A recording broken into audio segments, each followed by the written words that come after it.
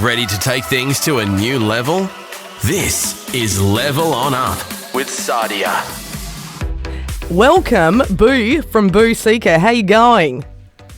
I'm doing great. How are you? I am just dandy. Long time no chat. Last time we caught up, you just released Tripwire, and you've been a busy boy since. You've released Dream, Finish What You Started, and of course the new single, Next to Me.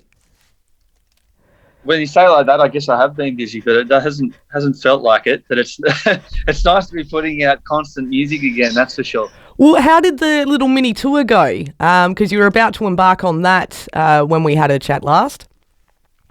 Yeah, well, most of it, other than 2 shows, got cancelled due to COVID kind of coming back in again, which was pretty annoying, to be brutally honest. But you know, look, I've just been thankful that we've had some shows go ahead, which is really nice. And I mean, the ones that we got to do up in Queensland, we did a festival run up here, and I'd just like to do a shout out to all the people that don't get recognised and seen behind the scenes at festivals, because, you know, putting a festival on to start with before COVID was obviously a lot of work regardless, but the amount of extra work that they had to do, and they just weren't taking no as an answer, and they were going to make live music available to people in Australia, was just incredible to see them have to go through so many more hoops and get it along the lines and see us all celebrating it. So it was nice to be a part of that for sure.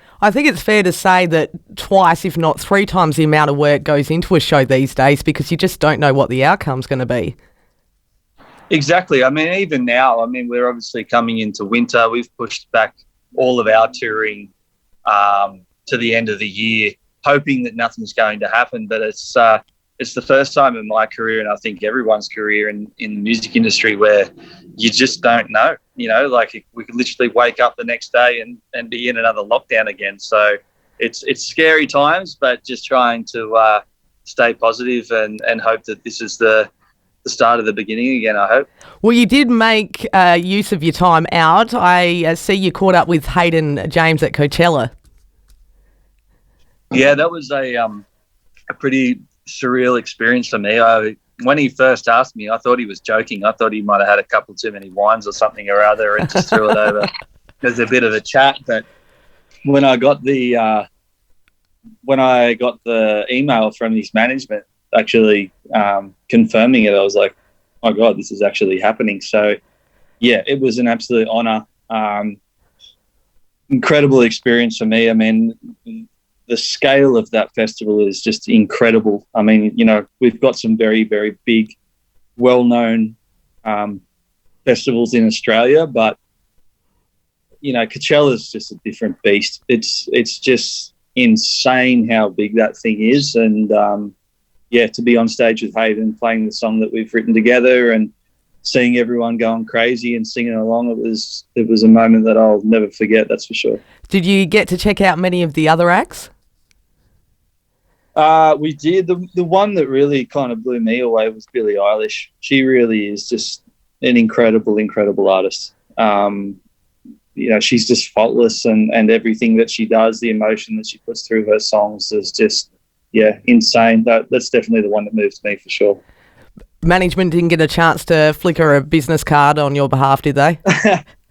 She's pretty MIA. I think she just comes in, plays the show, and gets straight out. So, yeah, I mean, it was a crazy experience backstage at that festival as well. It's like its own little city. You know, it's so big that you've got to, you know, even to go to the food catering. Usually, the food catering is right next to, you know, where all our backstage marquees are, and to get to the food catering for Coachella, you got to get in golf buggies and drive all the way around to the other side. Like, it's just so big.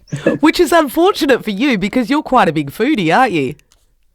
I am. I'm a massive foodie. I've actually been, probably can't say too much yet, but I think for now that I've been able to go and actually hang with my management and hang with the people that are involved behind the scenes with Seeka, and I'm always the one wanting to cook for people because I just love it. You know, it really is my time to chill. I mean, obviously music is as well, but music is also what I love doing, all day, every day. But when it comes to the kitchen, it really just calms me down, and I love being in it. So I've been cooking a lot for family and friends, and for my management and everyone. And it looks like we're going to start doing some stuff with the food side of things, with me being on the road as well, which is pretty exciting.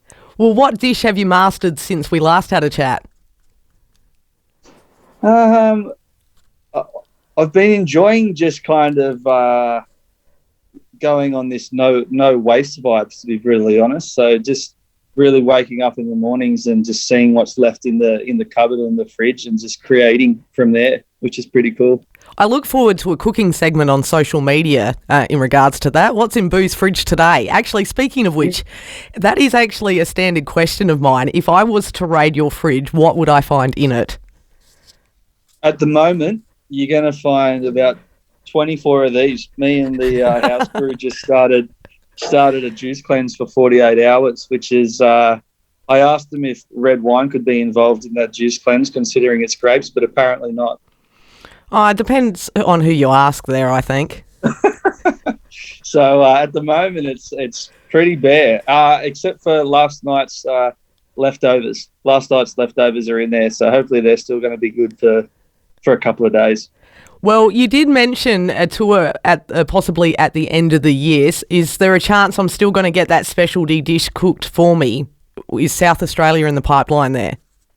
Let's do it. Let's do it for sure. I'm actually coming to South Australia to go to the vineyards in a couple of weeks. I'm coming over to just do a little trip. Well, I was actually surprised, that wasn't on your hit list, because especially in the region we live in, we're very famous for our wines here.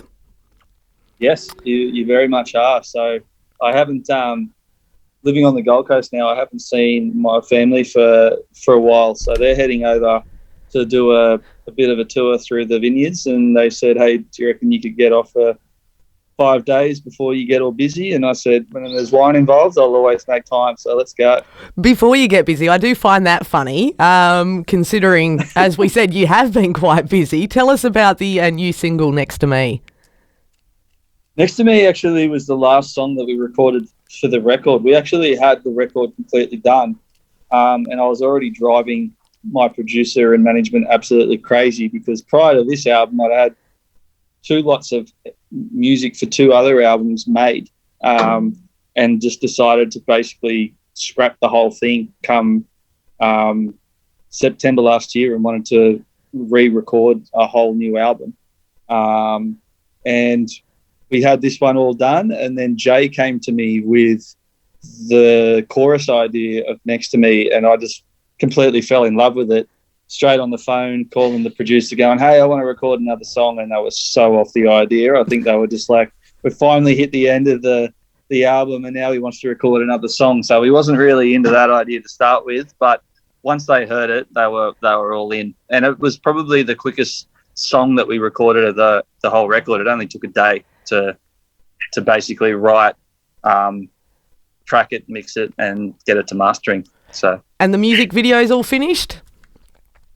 Well, we've been doing different things with these releases. We've just been doing like little video snippets, not so much a full clip, but we've got some other exciting stuff coming that will be out when the album comes out. So I'll leave it at that for the moment.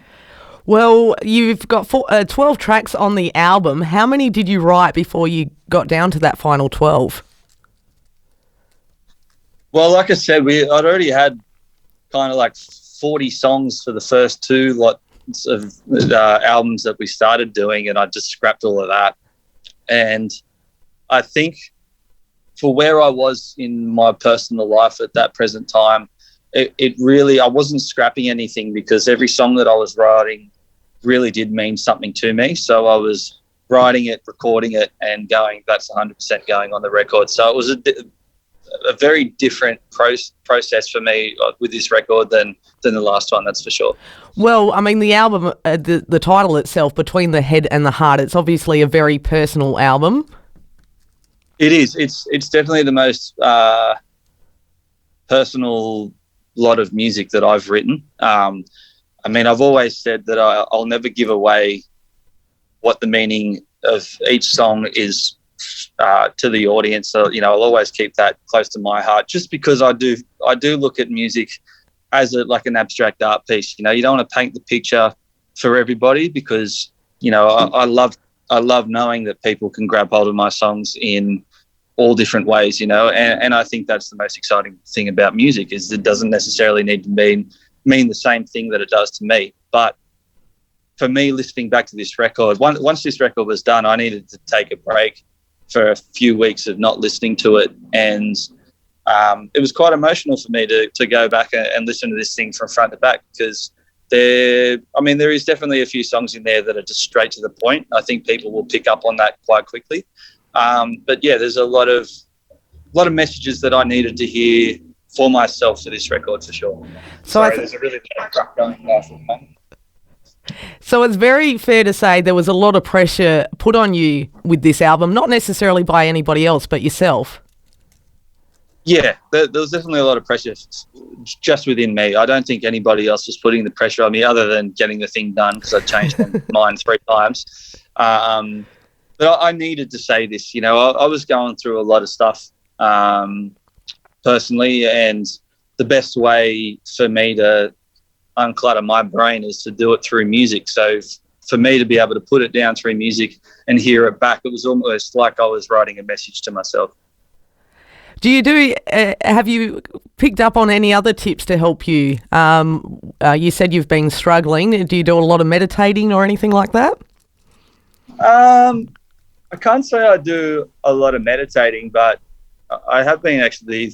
I struggled for a long time to talk to people about, you know, things that I was going through in life, and I finally got to that stage where I went and started talking to somebody. And if I can give any advice to anybody, especially, you know, even a lot of males that I speak to, you know, really do struggle with men's mental health, and it's honestly the best thing that I've done, for sure. You know, I'm definitely feeling a lot better and on the path to being in a really great place. So, you know, I know it's easier said than done to anyone out there listening, but it's definitely worth doing, for sure. It's definitely one of the best decisions you could ever make. Being vulnerable isn't easy. It'd probably be even harder for somebody like yourself, because you're already vulnerable through your music as it is, and even that's letting, you know, your fans know a little bit more about you than what you probably normally would. Yeah, I think that's why I always, I mean, again, you know, I there's not very many times that I will tell people what the songs are actually about, but definitely on the first record, definitely wasn't where I was with the first record, but I definitely wrote the lyrics a lot more abstract, in the way that there wasn't a very clear story, where with these songs, some of them are very, very direct. And that's because I needed to feel confident in myself that I could write this. Not only, I think it was harder for me to hear these songs back for myself and go through that process than actually putting it out to the world to start with, for me. Because again, I could always dart around saying, oh, you know, it doesn't mean that, or whatever, and not giving people, you know, the narrative of what the actual song is about. But for me now, I think that was a process that I needed to go through, for sure. Well, thank you for being vulnerable and releasing your music, because I think it inspires and helps more people than even what you realise. So, and thanks for having the chat. Means all right. Thank you so much for having me. I really appreciate it. Follow You are a Level legend. On Up podcast Thank you on so- Instagram.